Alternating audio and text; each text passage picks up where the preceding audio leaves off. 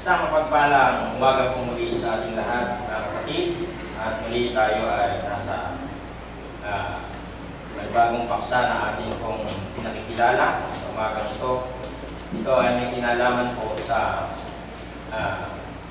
asin at ilaw ng sanglibutan na siya namang nagbibigay ng sustansya o pampalasa at liwanag sa mundo na pinapapalooban ng mga nilikha ng Diyos.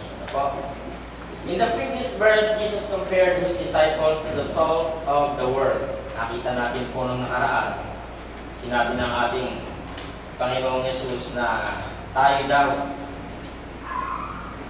So, ito pa, yung bawat isa sa atin, nilalarawan niya na salt.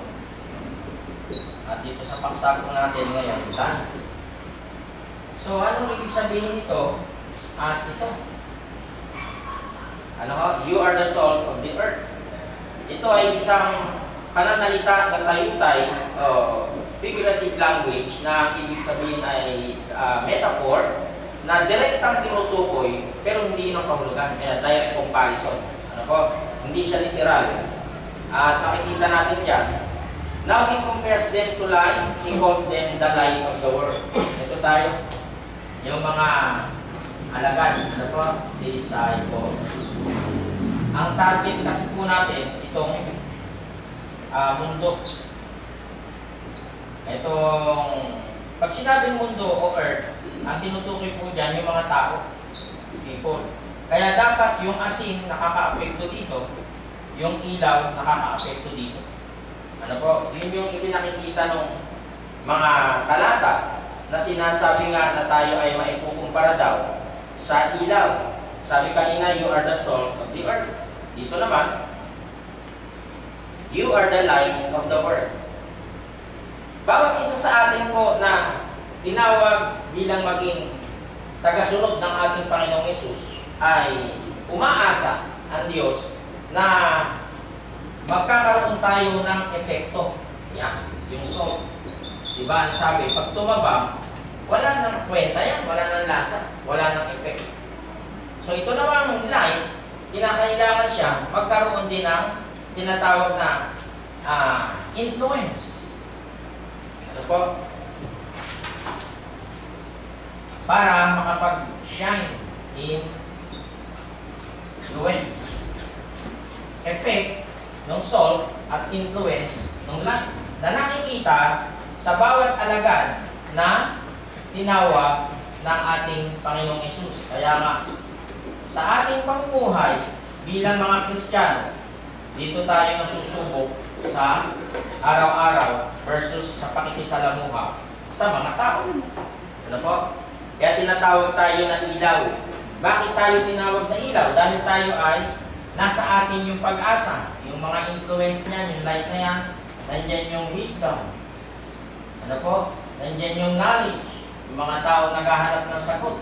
Maraming tao ang naghahanap ng matinong kausap. Kasi yung iba naman kung ano-ano kasi ang ipapayo sa'yo. Kaya, inaasahan ng ating Panginoong Yesus na bilang mga alagad, meron tayong impluensya sa mundong ito na magsisilbi tayong mga liwanag. Bilang mga alagad, meron tayong impluensya sa mundong ito na magiging parang isang asin na mayroong alat.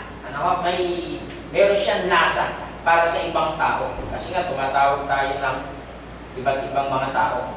Ang mga Kristiyano ay binuo ni Jesus upang maka-impluensya sa iba bilang asin at ilaw, pampalasa at tanglaw para sa ibang mga tao. Nakikita sa atin yung pag-asa bilang isang mananampalataya. Kung gano'n ang mangyayari, ang mundong ito ay magliliwanag. Hindi siya mananatiling madilim. Kasi pag sinabing madilim, yung mga word na yan, sa biblical term, yung darkness na yan ay may equivalent na darkness. Ibig sabihin ng sin. Ito yung mga parang pinakikita ng Bible na pag nabubuhay ka sa kadiliman, ikaw ay makasalanan. Ngayon tayo ay mga anak ng ilaw dahil ang Diyos ay ilaw. So inaasahan ng Diyos Diyos na ang mundong ito, yung mga tao sa mundong ito, ay makakakuha sa atin ng liwanag, makakakuha sa atin ng asin.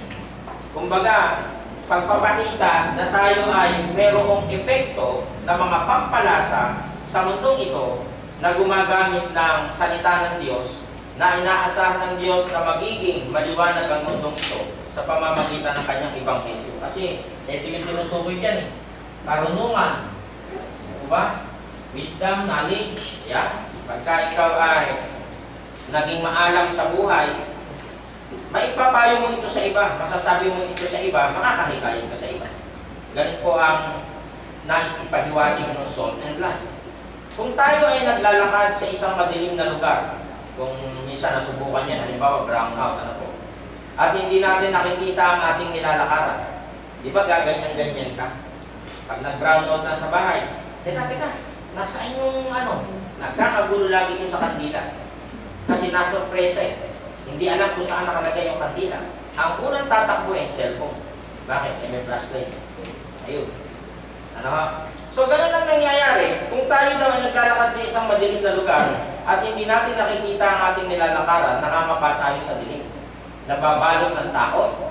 Maitatanong mo na lang sa sarili mo na hanggang saan nakadilimang ito. Lalo sa mga probinsya. Ano po? Wala namang ilaw dati. Tuwan-tuwa pag nakakita ng ilaw sa daan. Diba? May flashlight. Yan. Pag-asa. May tao doon. Ganon. Unti-unting mawawala ang iyong takot kung maaalala mo ang mga katagang nakasulat sa Biblia. Ayun. Yung Word of God, magkakaroon na ng influensya sa iyong sarili. Ayun na, yung light. Ano, pwede mong sabihin din ito sa iba. Ayon sa mga awit 23:4 sa MBD, dumaan man ako sa madilim na libis ng kamatayan, sabi ng talata. Wala akong katatakutan. Bakit? Pagkat ika'y aking kaagapay, ang tungkod mo at pamalo aking gabay at sanggala. Yung kasi yung tungkod na binabanggit at yung pamalo, yung tungkod, gabay ito eh. Yung pamalo, gabay din to. Kumbaga, di ba sabi sa bata, turuan mo ang bata ayon sa kanyang lalakaran. Ilalayo siya ng pamalong pangsaway. Tinuturo ng Bible. Hindi pamalong pangpatay, pangsaway. Sabi, radiance. Papakita mo lang po. Papalino kita. Alam na niya yan. Ano? Kaya, pinapakita doon sa talata na dumaan man daw ang isang lingkod sa madilim na libis ng kamatayan o anumang uri ng bahagi ng buhay. Wala kang dapat katakutan dahil ang Diyos ay sumasa iyo. Aking gabay at sanggalang. Sikat na sikat tong verse na to, maraming gumagamit nito. Even though I walk through the valley of the shadow of death, I will fear no evil, for you are with me, your rod and your staff, they comfort me. Pang-disiplina. Ng mga mananampalataya, pang-disiplina ng Diyos yung binabanggit niya. Kaya wala kang katatakutan pag ikaw ay sumasa Diyos. Totoong madilim ang mundong ito na ating ginagalawan. Bakit siya naging madilim? Dahil sa kasalanan at mga taong makasalanan. So laki dapat ng impluensya natin bilang mga Kristiyano sa mundo ito. Bilang mga Kristiyano, hindi tayo maging walang kwentang asin. Ibig sabihin, may epekto ka sa iba, sa kapwa mo, meron kang lasa, bawat bibitawan mong salita ay interesting na mapakinggan. Sabihin, hindi ka magsasalita ng nonsense, hindi ka magsasalita ng walang kwenta. Yung salita mo pakinabang bilang isang Kristiyano. Dahil sa pamamagitan ng pananalita niyo, tatawag na yung agad nyo sa atensyon ng iba. Masarap pakausap. Kawikaan 4:18 ang dating Biblia. Ngunit ang landas ng matuwid, righteous, ay parang maliyab na liwanag. Light. Na sumisilang ng higit at higit sa sakdal na araw. Yan. Kasi nakikita ng Diyos yung mga gawa. Wala namang ibang tinutukoy dito sa light na to, yung impluensya, tapos yung gawa ng mga tao, yung deeds.